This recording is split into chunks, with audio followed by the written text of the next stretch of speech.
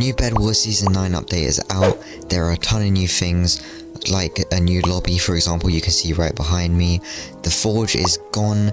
They added a new boss fight, I'm pretty sure. There's also new kits and tons of stuff in the new battle pass that we're going to check out today.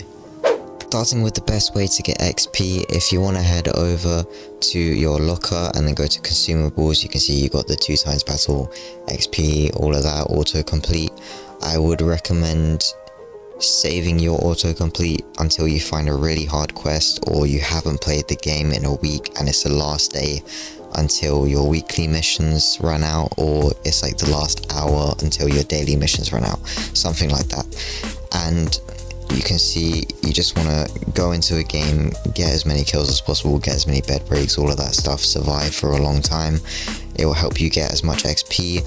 Another thing is to join a clan and then go over to upgrades, check their battle XP level, and if it's 50 then that is good. It will give you plus 50% XP for battle pass XP.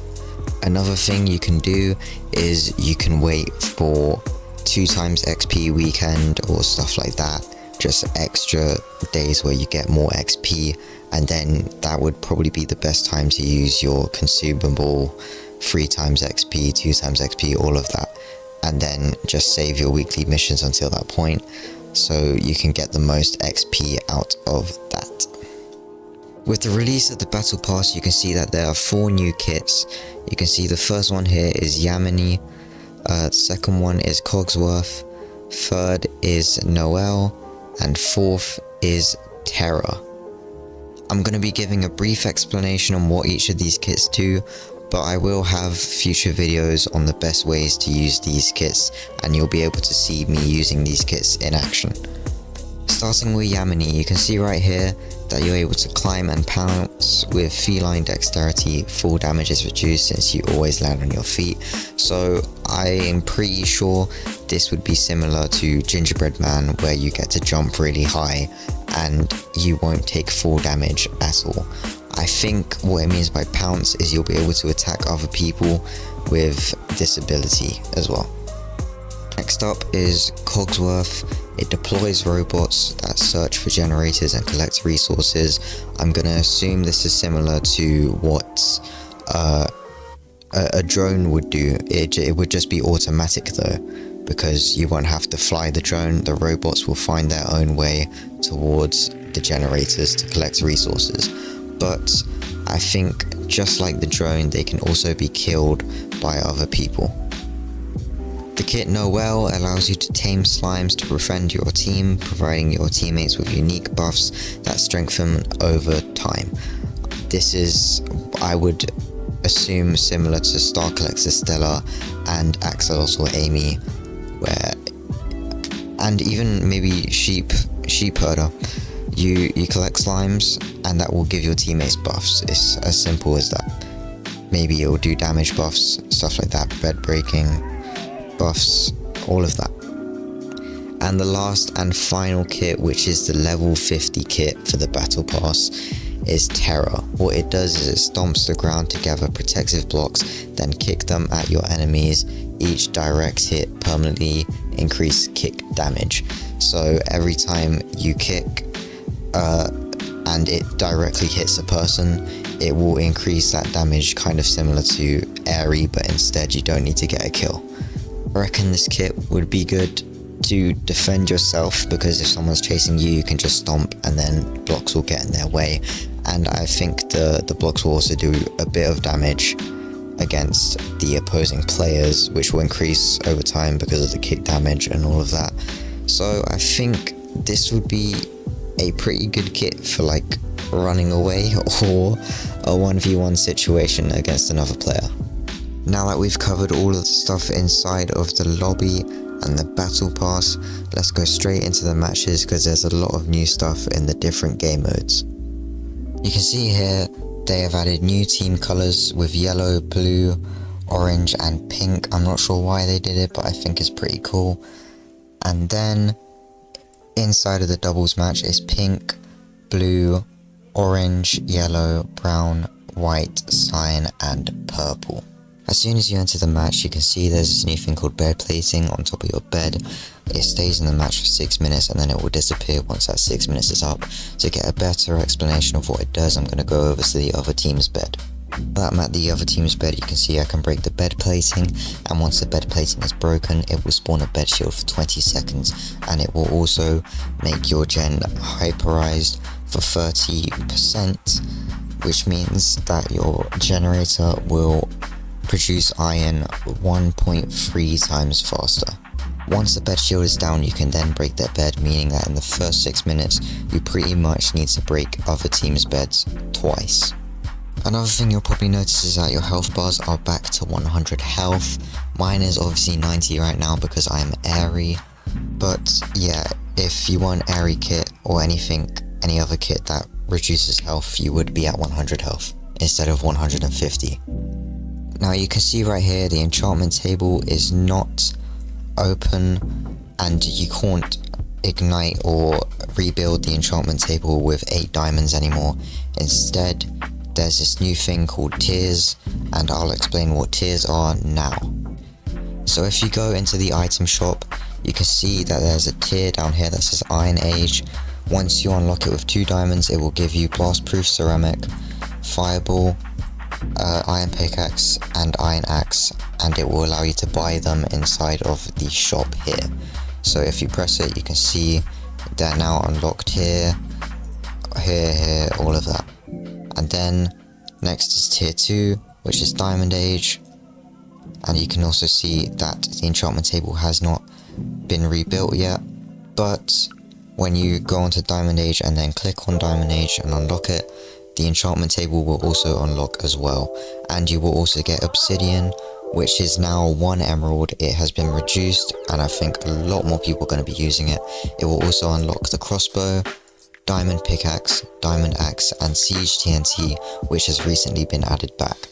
So you can see once I press Diamond Age, not only will the merchant get like diamond clothing, but the enchantment table will be unlocked and you will only be able to get basic enchantments, with tier 1 being 70% and tier 2 being 30%. You can see here, there, Forest 2. And you can also see that enchantments now last 3 minutes, and once those 3 minutes are up, the enchantment will disappear. Okay, then next up is Emerald Age, tier 3. It will unlock an emerald sword with an emerald shield, which blocks the first instance of a fight, whether it be a sword or a crossbow. It will block that attack and then it will take 20 or so seconds to regenerate the shield again. And then Emerald Armor will also be unlocked, and then Headhunter, which is like the ranged attack emerald sword equivalent. Once you press Emerald Age and unlock it, you can see there's nothing left in the shop. The merchant will get some emerald armor looking stuff, and then the enchantment table will also unlock advanced enchantments with a tier 2 for 30% chance and tier 3 for 70% chance. You press it, 180 seconds again, static free, nice. Then you want to head over to this guy. He will have the last tier, which is Enlightened Age. Once you click on it, you can see the merchant has gained some new clothing again, and then if you go to the enchantment table, you'll see the advanced enchantments are replaced with enlightened enchantments. Tier 2 is 30% and tier 3 is 70%. The cool thing about this tier is that once you press on this, it will give you 2 enchantments at the same time. You can see I got fire free and lifesteal free. Another thing you'll be able to notice if you go over to the upgrade shop, you can see that damage is now 5 diamonds for tier 1, 10 diamonds for tier 2, and it will be 20 diamonds, it will be 18 diamonds for tier 3, instead of before where it was like 6 diamonds for tier 1, 12 diamonds for tier 2, and 22 diamonds for tier 3. However, armor protection and team generator, they're still the same amount, so you don't need to worry about that. Now moving on to diamond generators. The max tier for diamond generators and emerald generators is tier 8 now, and diamond guardians are still around. They haven't been removed, but you can see that there's this new thing on top of the diamond generator that says uncaptured, basically what it does is if you just stand underneath it for a long enough time, it will go down, and then once it's in the middle of the diamond block here, it will say captured by your team. You will see it have a capture lock, so it cannot be captured by another team while this capture lock is activated. You can see my alt account is standing there, it's on Cyan team, but nothing's happening because it's on capture lock. And what this does is it will basically form a diamond generator inside of your team generator. So you can see before there was like no diamond generator upgrade inside of the upgrade shop. That's because these act as diamond generators now for your team generator. The more you capture, the more diamonds will appear in your team generator. Another new thing that you'll probably be able to notice is that there are 6 diamond and emerald generators instead of 4 for each.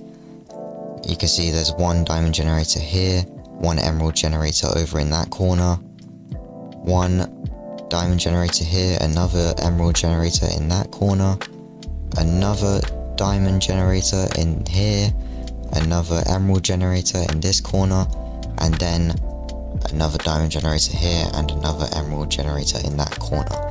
And then there's also 2 diamond generators in the middle. You can see there's 1 over here and then 1 over there, and then there's 2 emerald generators here as well, 1 over here and 1 over there. Now let's move on to the mobs.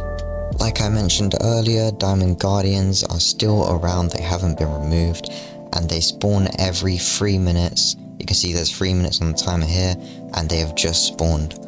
And they will also spawn at 6 minutes, 9 minutes, 12 minutes, etc.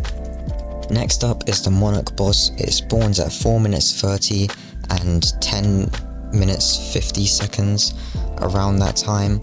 And you'll see it right behind me, and it's kind of like a spider, I guess. We don't care. Let me tell you, we don't care. It's pretty cool. It doesn't drop diamonds or emeralds when you kill it.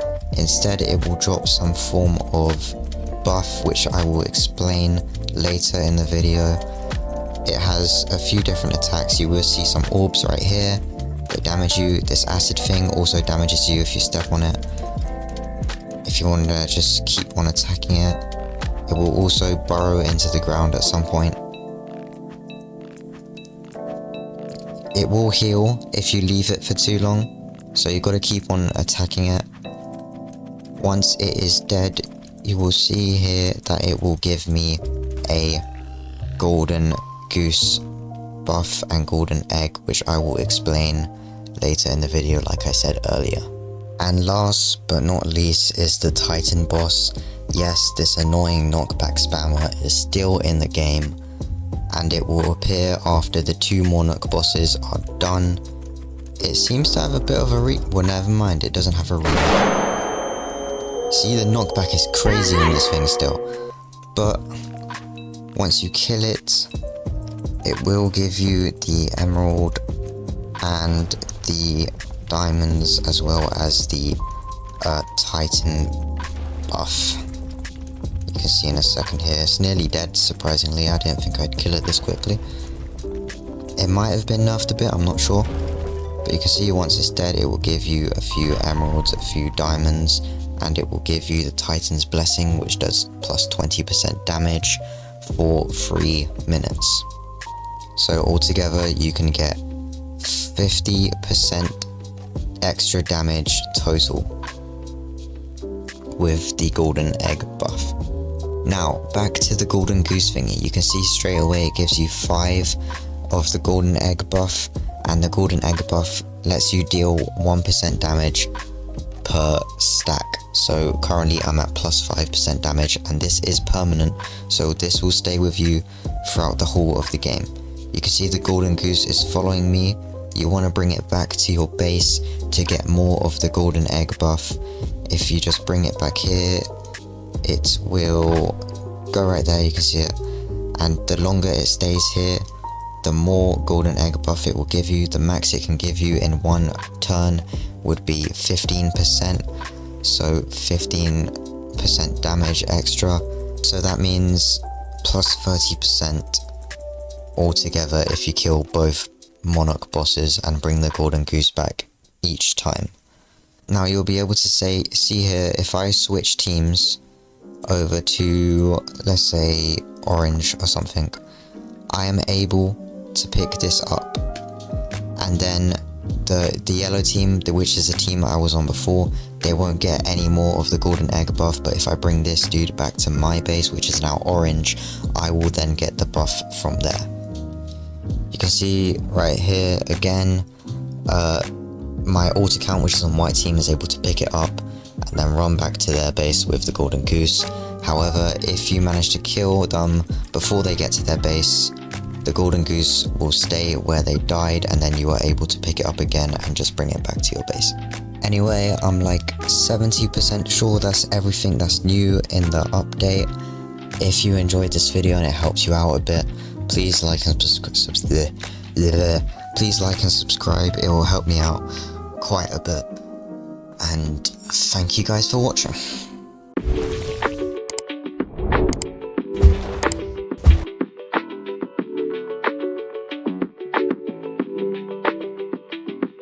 What?